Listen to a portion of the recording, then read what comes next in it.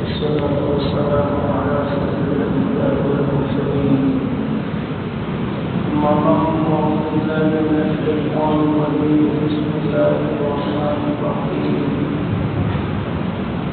قل إن كنتم تحبون الله فاتبعوني يحببكم الله ويغفر لكم ذنوبكم والله غفور رحيم صدق الله العظيم. اللهم صل على محمد وعلى آله وصحبه.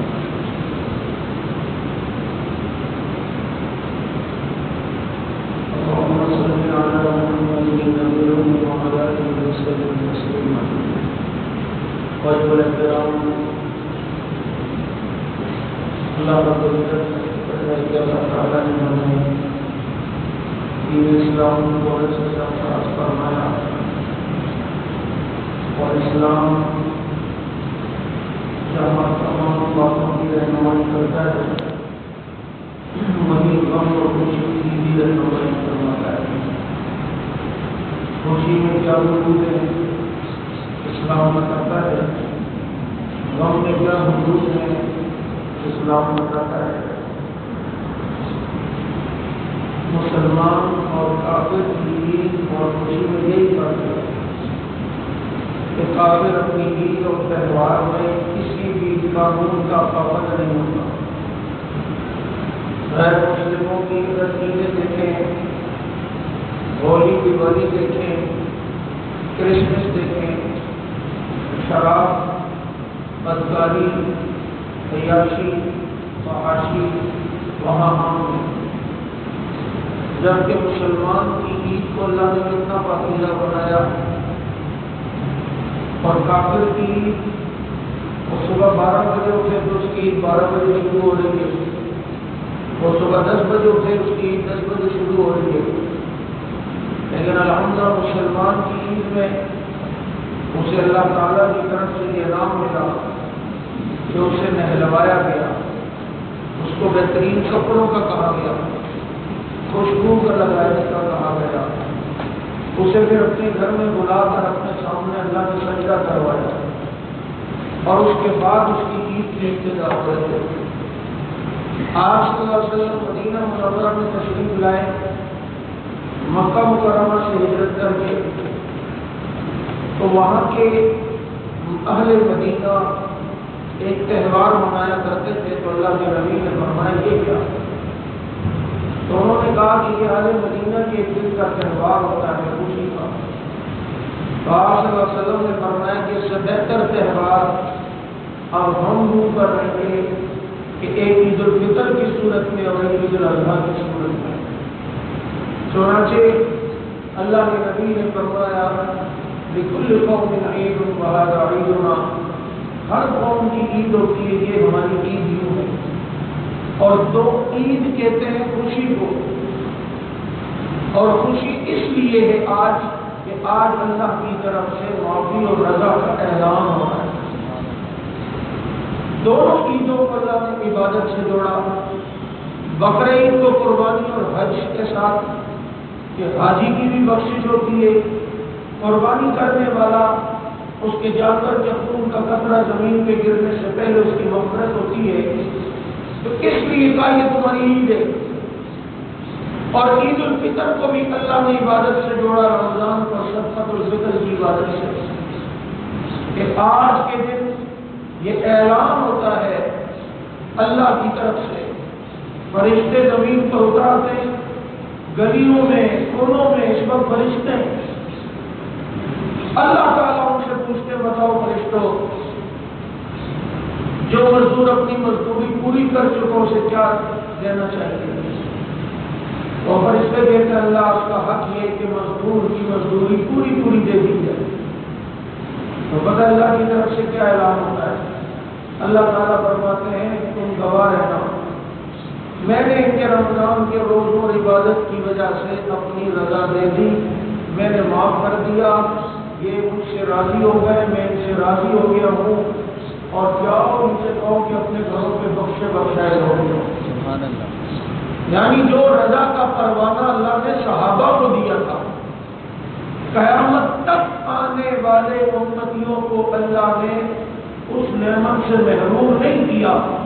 وہ اعلان آج بھی ہو رہا ہے کہ جاؤ میں تم سے راضی ہو گیا, اپنے گھروں کو بخشے بخشائے لوٹ جاؤ. آج جب ہم یہاں سے انشاءاللہ جائیں گے تو بالکل دودھ کی طرح سفید ہو کر, میرا اللہ بھی سچا, اللہ کا نبی بھی سچا. جب انہوں نے اعلان کر دیا بخشش ہو گئی, معافی ہو گئی, ہم میں سے ہر ایک چاہتا ہے حج کر لیں. کیوں یار, حج کے بعد سنا گناہ معاف ہوتے ہیں. ہر آدمی اپنی زندگی کے ایک موڑ پر آتا ہے اور یہ سوچتا ہے کہ مجھے دوبارہ بلوغت کے بعد کی زندگی ملے, میری جوانی دوبارہ بالغ ہونے سے شروع ہو, تاکہ اب گناہوں سے بچ کے زندگی گزاروں گا, اب قدم پھونک پھونک کے رکھوں گا, اب قدم سوچ سوچ کے رکھوں گا. بس آج سمجھو نئے پیدا ہوئے ہو, سمجھو آج سے بلوغت شروع ہے, پچھلی ساری باتیں ڈیلیٹ, ختم. اب جب نئی زندگی کا آغاز ہے اور دوستی کا ہاتھ بھی اللہ نے بڑھایا ہے, تو ہم نے بھی اس بات کو پھر اپنے ذہن میں بٹھانا ہے کہ ہم نے اس دوستی کی لاج رکھنی ہے اور انشاءاللہ اب گناہوں سے بچ کے زندگی گزارنی ہے. انشاءاللہ ہو جائے کوئی بات نہیں, دوبارہ توبہ کر لیں, پھر ہو جائے, پھر گناہ ہو جائے, پھر توبہ کر لیں. اس سے پریشان نہ ہوا کرو. جتنی بڑی غلطی ہو جائے پھر دوبارہ صلاح کر لو, پھر دوبارہ دوستی کر لو. جب اس کی طرف سے اعلان ہے کہ بندے تو گناہ کرتے کرتے تھکے گا, اور معاف کرتے کرتے نہیں تھکوں گا, تو پھر جب نعمتیں مل گئی ہیں آہوں کی ایسی تیسی میرے گناہوں کی, کیا کر لیں گے پھر؟ اس لیے آج یہاں سے جب ہم جائیں گے ہماری نئی زندگی کا آغاز ہونا چاہیے. ہمیں اب قدم سوچ سوچ کے رکھنا چاہیے, پھونک پھونک کے رکھنا چاہیے. آج کے دن امت محمدیہ کے ثواب کو دیکھ کر فرشتے بھی رش کرتے ہیں, فرشتے بھی ناز کرتے ہیں, فرشتے بھی خوش ہو جاتے ہیں. اور کیوں نہ ہو, شاید تمہیں وہ دن یاد آ رہا ہو کہ جس دن اللہ نے کہا تھا اے فرشتوں انی جاعل فی الارض خلیفہ, میں زمین میں اپنا خلیفہ بنا رہا ہوں. حضرت آدم علیہ السلام کو جب اللہ نے بنانے کا ارادہ کیا تو فرشتوں نے کہا تھا ربا نحن نسبح بحمدک ونقدس لک, ہم آپ کی تسبیح بیان کریں گے نا, آپ ایسے لوگوں کو کیوں پیدا کر رہے ہیں کہ دنیا میں فساد کریں گے. فرشتوں کی نظر شاید فرعون جیسوں پہ گئی ہو, لیکن رب کی نظر موسیٰ جیسوں پر تھی. فرشتوں کی نظر نمرود جیسوں پہ شاید گئی ہو, لیکن اللہ کی نظر ابراہیم جیسوں پر تھی. فرشتوں کی نظر شاید ابو جہل جیسوں پر تھی, لیکن اللہ کی نظر محمد رسول اللہ صلی اللہ علیہ وسلم جیسوں پر تھی. فرشتوں کی نظر شاید باطن پر تھی اور اللہ کی نظر حق پر تھی. اس لیے فرشتوں نے اس وقت جو کہا تھا ایسے لوگوں کو کیوں پیدا کر رہے ہیں, انسانوں کو جو زمین میں فساد کریں گے. لیکن آج جب گناہوں کا باوجود یہ انسان کی بخشش ہوتی ہے اور اللہ اس سے راضی ہوتے ہیں, اپنی اس بات کو یاد کر کے شاید فرشتے پچھتاتے ہوں ہم نے اس انسان پر اعتراض کیا تھا جس پر آج اللہ اپنی رضا کا اعلان فرما رہے ہیں. اگر ہم گناہ نہیں کرتے تو ہم میں تو گناہوں کا مادہ ہی نہیں, بھائی فرشتوں میں تو گناہ کا مادہ ہی نہیں, ان کے اندر اگر گناہ نہیں تو گناہ کے جذبات ہی نہیں. لیکن انسانوں میں گناہ کا مادہ ہے, گناہ کے جذبات ہیں, گناہ کے احساسات ہیں, گناہ کا جذبہ ہے, شہوات نفسانیہ ہیں. اس کے باوجود یہ اپنی بساط اور طاقت کے مطابق اللہ کو راضی کرتے ہیں اور اللہ تعالیٰ ان سے راضی ہوتا ہے تو فرشتے بھی فخر فرماتے ہیں.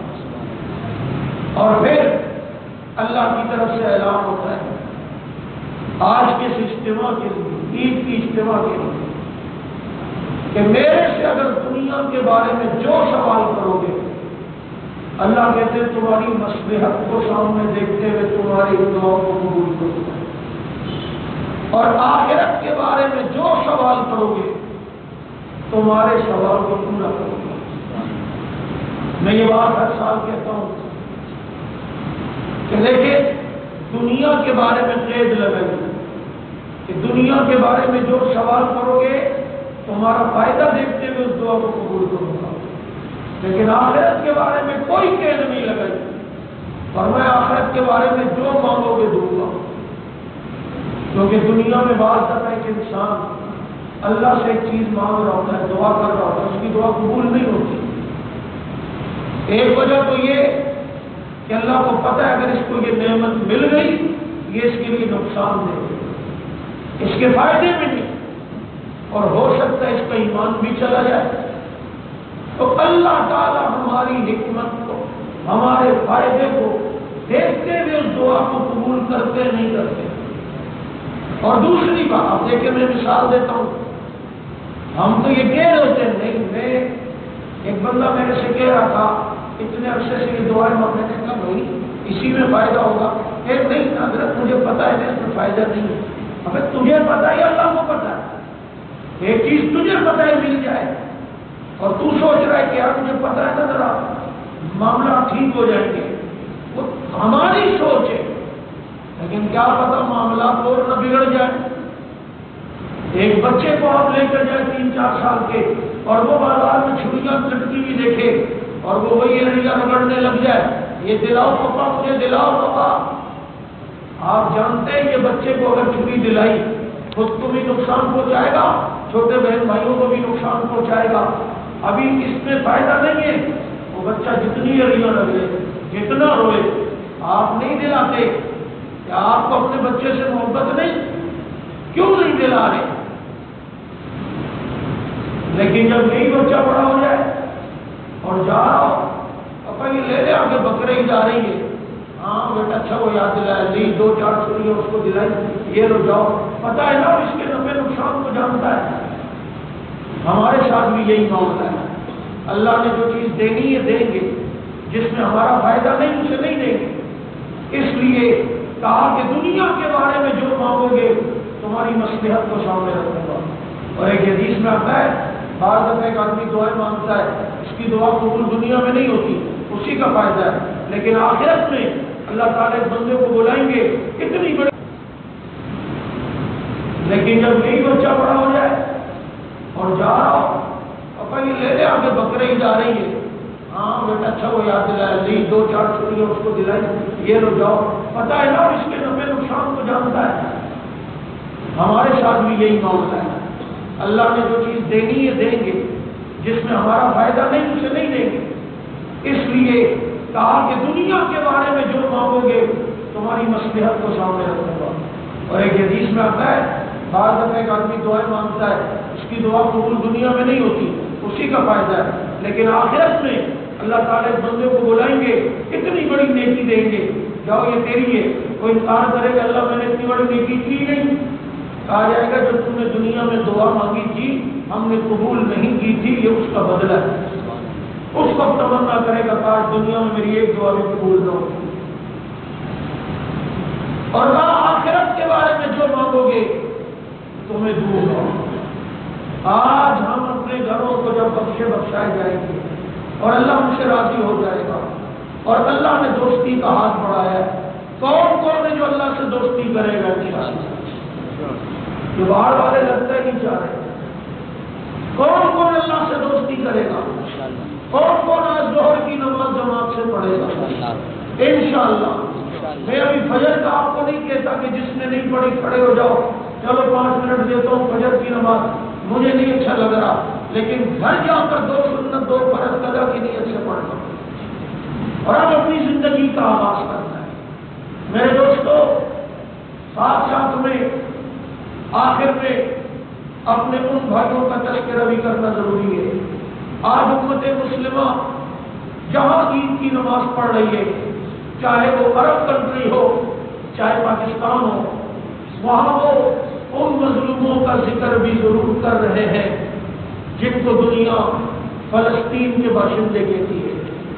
27ویں شب کو بیت المقدس میں تراویح کے دوران یہودی صہیونی فوجوں نے مسجد پر حملہ کیا، مسجد اقصی جل چکی ہے، اسے جلا دیا گیا ہے، مسلمانوں کو اندر 28 کے قریب شہید کر دیا گیا ہے، بچے زخمی ہیں، خواتین زخمی ہیں، بوڑھے زخمی ہیں۔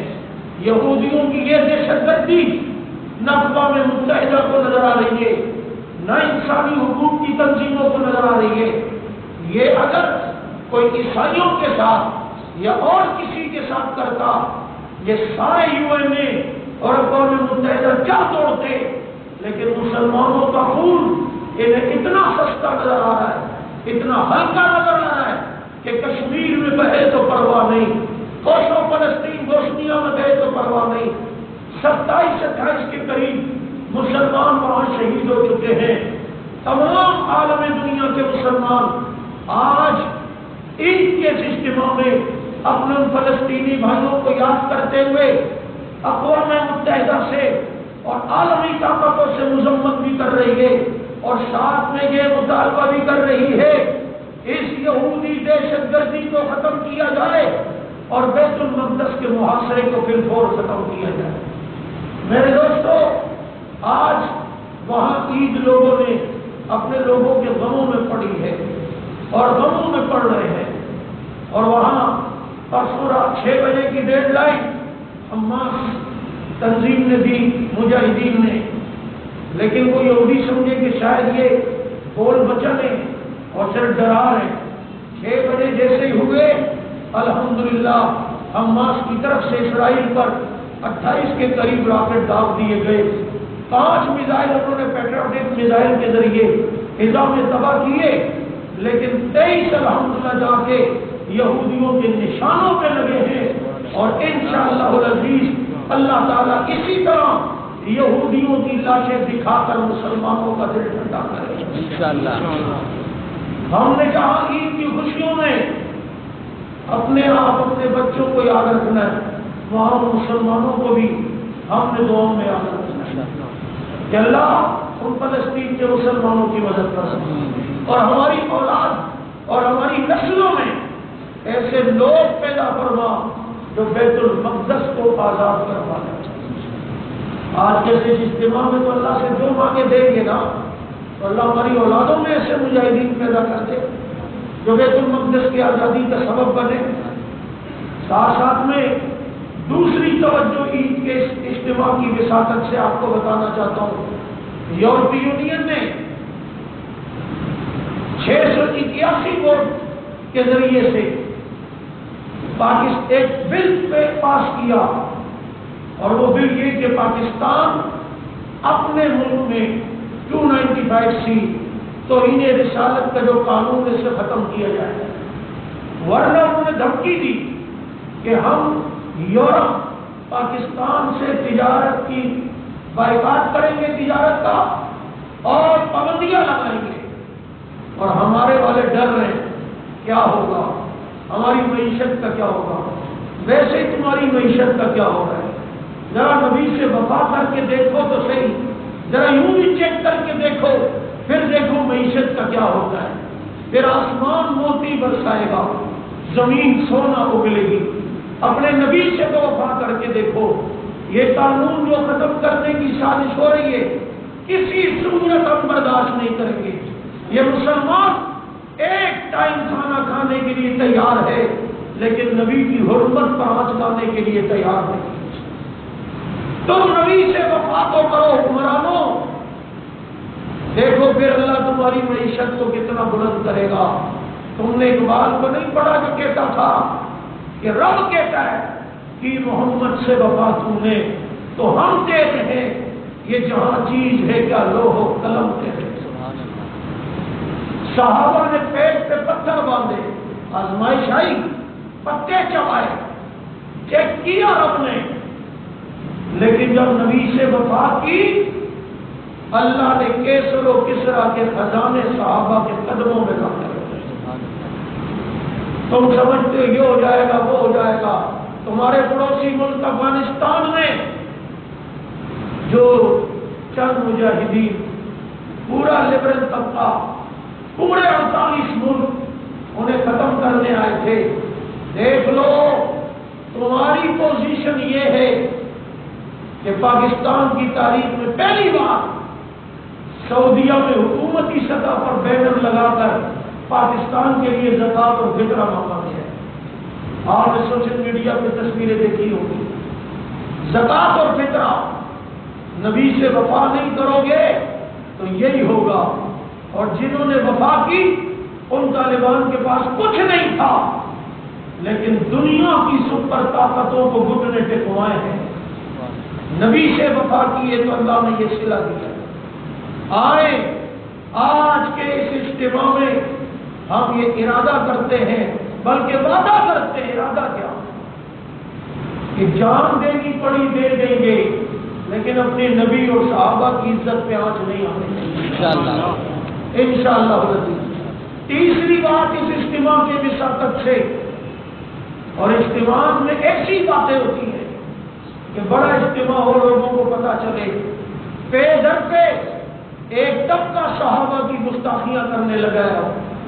کل بھی ایک گستاخی سامنے آئی، 23ویں شب کو آپ لوگ مسجدوں میں عبادت کر رہے تھے، میرے کارکن گلبرگ تھانے کے اندر طالب جوہری کے بیٹے گستاخ صحابہ کے خلاف FIR کٹوا کر صحابہ کے دفاع کا پہرا کر کے یہ اس طرح کی عبادت کر رہے تھے۔ پے در پہ کچھ لوگ صحابہ کی گستاخیاں کرنے لگے، اور یہ طبقہ اب مستقل اپنی اس بدماشی کرا کر مسلمانوں کی غیرت چیک کرنا چاہ رہا ہے، یہ کتنی غیرت رکھتے ہیں، کتنے پانی میں، تاکہ پھر کھلے عام تبرے کی صورت بنائیں اور صحابہ کو گالیاں دی جائیں۔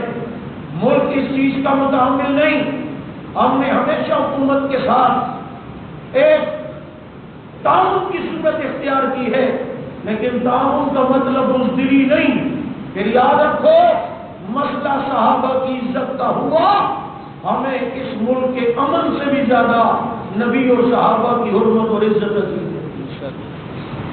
اس لیے ان گستاخیوں کے خلاف بھی ہم بھرپور مذمت کرتے ہیں، اور حکومت سے مطالبہ ہے ان گستاخوں کے خلاف جو FIR ہم نے کٹوائیں، ان گستاخوں کو فوراً گرفتار کیا جائے۔